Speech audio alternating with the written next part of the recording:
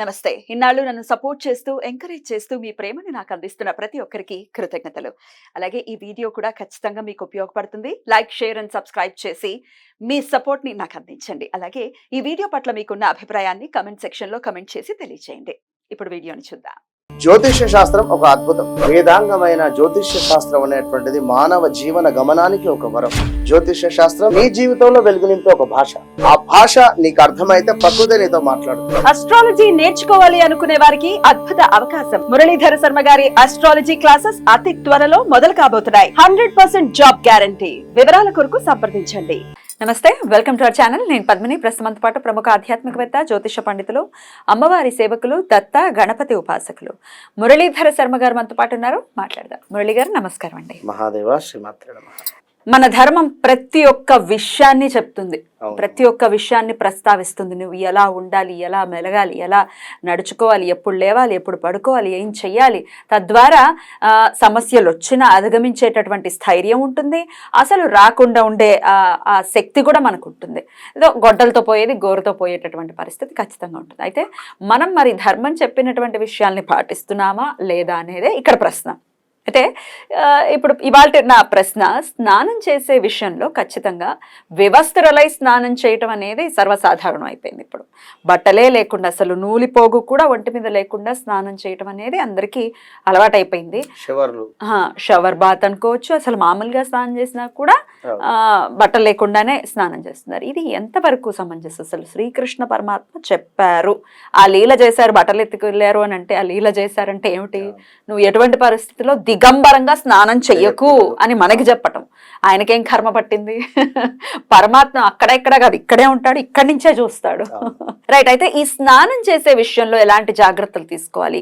Positivity పెంచుకోవడానికి కూడా కొన్ని పరిహారాలు ఉంటాయి నీళ్ల ద్వారా. వాటర్ సూపర్ డూపర్ ఎలిమెంట్ కాబట్టి ఇది ఏదైనా రెమెడీ ఏదైనా చెప్తారండి దీనికి? ఖచ్చితంగా అద్భుతంగా. విషయం ఏమిటి అంటే, ఏదైనా కూడా వాస్తవానికి కృష్ణలీల అన్నట్టుగా మీరు ఇందాక చెప్పినటువంటిది చాలా అద్భుతం. అది ఇవాళ రేపు ఉండేటువంటి పరిస్థితులలో అంతటి ఆలోచన కానీ, అంతటి జ్ఞానం కానీ వాస్తవానికైతే ఎవరికి లేకుండానే ముందుకు వెళ్ళేటువంటి పరిస్థితి ఉంది ఇక్కడ. మనం చెప్పినా కూడా వారికి అర్థం అయ్యేటువంటి పరిస్థితి కూడా లేదు. ఎందుకంటే నిత్యము మన చుట్టూ ఒక ఆరా అనేటువంటిది ఉంటుంది, అందరికీ తెలుసు.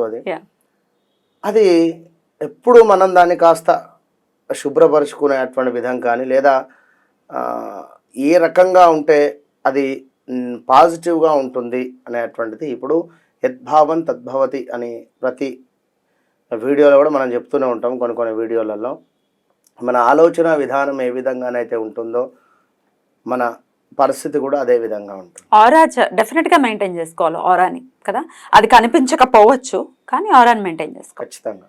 అయితే ఇక్కడ చాలామంది కూడా ఎంతో మనకు ఋషులు కావచ్చును, లేదా మంచి మంచి సాధన చేసినటువంటి వారు కానీ, లేదా ఇంట్లో ఉండేటువంటి తులసి చెట్టు కానీ, ఇలాంటి కొన్ని వీరు నడిచినటువంటి ఆ యొక్క ప్లేస్లో నుండి ఆ యొక్క మన దాన్ని ఏమంటారు, దుమ్మును తీసి బొట్టుగా పెట్టుకున్నా కూడా ఎంతో వైబ్రేషన్ ఉంటుంది వాస్తవానికి కూడా. ఆవు దగ్గరది కావచ్చును, పాములు తిరిగేటువంటి ప్లేస్ కావచ్చును. మనకు ఈ యొక్క నాగుల పంచమి, నాగుల చవితి రోజు పుట్టలో పాలు పోసిన తర్వాత మనం ఆ యొక్క మట్టిని తీసుకొని కళ్ళకు కానీ పుట్టకు కానీ ఇవన్నీ రాసుకుంటాం. అదేవిధంగా కుంకుమ పువ్వును కూడా చక్కగా స్నానంలో వేసుకొని నీళ్ళల్లో వేసుకొని స్నానం చేసినా కూడా ఒక గురు బలం అనేటువంటిది పెరుగుతుంది. అదేవిధంగా ఇక్కడ మనకు ఆరా క్లీన్ అవ్వడం కావచ్చును, లేదా మనకు ఒక నెగిటివిటీ కానీ, లేదా మనకు అనుకున్నటువంటి పనులు ముందుకు వెళ్ళేటువంటి పరిస్థితి కావచ్చును, ఇంకేదైనా అన్నింటా కూడా. ఇంకోటి ఉండే ఇలాచి ఎందుకు ఉండే, ఇలాచి ఏమో బ్యాడ్ టైం అంతా తొందరగా పాస్ అయిపోవడానికి, తొందరగా వెళ్ళిపోవాలి బ్యాడ్ టైం. పాలేమో లాంగ్ లైఫ్ కి. కొంత ఎంత ప్రయత్నం చేసినా కూడా మనకు కొన్ని బ్యాడ్ టైమ్స్ అనేటువంటి ఉంటాయి, అవి అలాగే ఉండిపోతాయి మన లైఫ్ లో. ఇలాంటి వాటి కోసము ఖచ్చితంగా కూడా మీరు ఒక వారానికి ఒకసారైనా మనం చెప్పేటువంటి వస్తువులతో స్నానాన్ని ఆచరించినట్టయితే మంచి ఫలితం ఉంటుంది. ఇప్పుడు గోరువెచ్చని నీటిలో రాళ్ళ ఉప్పు వేసుకోవాలి అంటాం. గోరువెచ్చని నీటిలోనే వేయాలి. చల్ల నీళ్ళలో కుదరదు. గోరువెచ్చని నీటిలో వేసి ఆ యొక్క ఉప్పు కరిగిన తర్వాతనే మనం స్నానాన్ని ఆచరించాలి. వారానికి ఒకసారి, రోజు చేస్తే ఇక వెంట్రుకలు ఊడిపోతవి కనుక వారానికి ఒకసారి చేస్తే, లేదా ఇంట్లో అయినా కూడా మనము ఆ యొక్క తుడుచుకోవాలి మా పెట్టేసి. కనుక ఇప్పుడు విషయం ఏమిటి అంటే, ఖచ్చితంగా మంచి ఆరా కోసమైనా లేదా మన అనుకున్న పనులు కానీ ఈ యొక్క బ్యాడ్ ఈవెంట్స్ గురించి అయినా కూడా వీటన్నిటి గురించి కూడా మీరు స్నానం చేసేటువంటి నీటిలో కొంత ఉప్పును వేయండి. అది రాళ్ళ ఉప్పు ఉంది లేదా సన్న ఉప్పు ఉన్నది, ఇవన్నీ కాదు, ఉప్పు వేసుకోండి. ఒక 2 స్పూన్లంతా ఉప్పు దానిలో వేసుకొని, అదేవిధంగా ఒక 2 స్పూన్ల చక్కటి ఆవు పాలు, అదేవిధంగా చిటికెడు పసుపు, అదేవిధంగా ఒక 4 ఇలాచీలు, ఇవన్నీ కూడా వేసి, అంటే గోరువెచ్చని నీటిలోనే వేయాలి ఇవి, చల్లటి నీటిలో కాకుండా. గోరువెచ్చని నీటిలో వేసి ఒక 10 నిమిషాలు, పావు గంట కాస్త కరగనివ్వాలి ఆ యొక్క నీటిలో. సుగంధాలు, ఇప్పుడు ఇలాచీ అంటే సుగంధం, అది రావాలి కదా, ఎసెన్స్ కింద వాటర్ లోకి మిక్స్ అవ్వాలి, రైట్. ఇవన్నీ వేసి చక్కగా కూడా ఎవరైతే లక్ష్మీవారం, గురువారం కానీ శుక్రవారం కానీ, లక్ష్మీవారం అంటే గురువారమే అంటారు, ఆ రోజున స్నానాన్ని ఆచరిస్తే ఖచ్చితంగా మీ ఆరా అనేటువంటిది క్లీన్ అవుతుంది.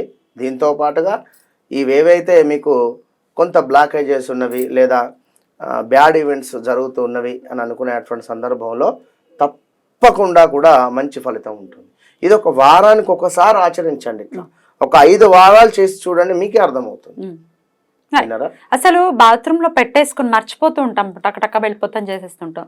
పసుపు డబ్బా పెట్టుకుంటూ ఉంటారు బాత్రూమ్ లో, ఎలా అంటే కొంచెం అది శుద్ధి చేస్తుంది అని. పసుపు నీళ్ళలో వేసుకుని ఖచ్చితంగా స్నానం చేయమని చెప్తారు కూడా. ఇంకా గురుబలం కూడా పెంచుతుంది. అవును, గురుబలం పెరుగుతుంది. ఇంకా మనకు శనగపిండి ఉన్న పసుపు మిక్స్ చేసి ఇది చలికాలంలో ఎక్కువగా రాసుకుంటారు. అయితే బాగుంటుంది, అంటే చాలా బాగుంటుంది. ఇప్పుడు మీరు చెప్పినా కూడా 4-5 డబ్బాలు పాలు మినహాయిస్తే డబ్బాలు పెట్టేసుకుని మళ్ళీ మర్చిపోకుండా ఉద్దేశం అలా చేసుకుని కూడా చక్కగా చేసుకుని నిల్వ పెట్టేసుకోవచ్చును. ఇప్పుడు ఇది ఈ రోజు అని కాదు, గుర్తుండదు, ఎప్పుడో గుర్తున్నప్పుడు వారానికి ఒక రోజు, లక్ష్మీ వారం రోజు ఆయన తీసి వేసేసుకోండి. కాస్త చిటికెడు పాలు పక్కన పెట్టేసుకోండి. అవి కూడా కలిపి, మీరు అని కాదు, మీ పిల్లలకైనా, అయ్యో మీ వారికైనా, చిన్న పిల్లలకైనా కూడా, తరచూ హెల్త్ ఇష్యూస్ వస్తూ ఉన్నవి, లేదు వీరికి అసలు బాగుండటం లేదు అనుకునేటువంటి వారు, చిన్న పిల్లలకు కూడా ఖచ్చితంగా మీరు ఈ విధంగా స్నానాన్ని ఒకసారి ఆచరించి చక్కగా కూడా ఊదుపుగా వేయండి. సూపర్ గా నిద్రపోతారు వాళ్ళు 100% కూడా. అయితే ఇది వరకు రోజుల్లో మనం చదువుకున్నాము, పెద్ద పెద్ద మహారాజులు ఇట్లాగే స్నానం చేసేవాళ్ళు. మంచి రోజ్ పెటల్స్ గానీ సుగంధ ద్రవ్యాలన్నిటినీ కూడా వినియోగించుకుని ఆ టబ్ పెద్ద పెద్ద పూల్స్ లో మనమే మహారాజులం. ఏమిటి మనకి చేసుకోవడం ఎందుకు, ఎగ్జాక్ట్లీ. కనుక చక్కగా సుగంధ ద్రవ్యాలతో స్నానాన్ని ఆచరించండి, మంచి ఫలితం అయితే ఉంటుంది. రైట్ అండి, అద్భుతంగా వివరించారు. డెఫినెట్ గా ఈ అలవాట్లు డెఫినెట్ గా చేసుకోవాలి, ఒకటి మార్పు రావాలని మనస్ఫూర్తిగా కోరుకుంటూ చాలా చక్కటి విషయాన్ని ఈ రోజు మాకు తెలియజేశారు. కృతజ్ఞతలండి, నమస్కారం.